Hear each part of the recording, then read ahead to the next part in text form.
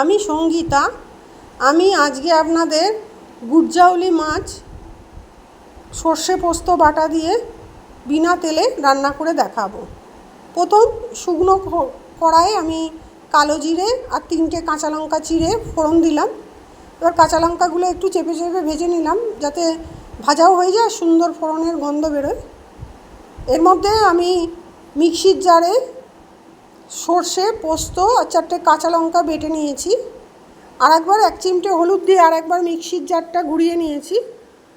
ফোড়নের সুন্দর গন্ধ বেরোলে আমি সর্ষে পোস্ত বাটাটা কড়াই দিয়ে দিলাম আর পরিমাণ মতো এতে নুন দিয়ে দিলাম। এবার ঝোলটা ফুটতে থাকলো, ততক্ষণে আমি গুড়জাউলি মাছগুলোকে ভেজে নিলাম।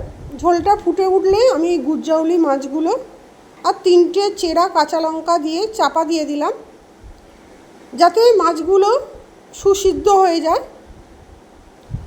মাছগুলো সেদ্ধ হয়েছে কি না একবার দেখে নিয়ে আমি গ্যাস অফ করে চাপা দিয়ে দিলাম। এইভাবে রান্নাটা করে দেখবেন, খুবই ভালো খেতে হয়। যদি ভালো লাগে অতি অবশ্যই আমায় কমেন্ট করে জানাবেন।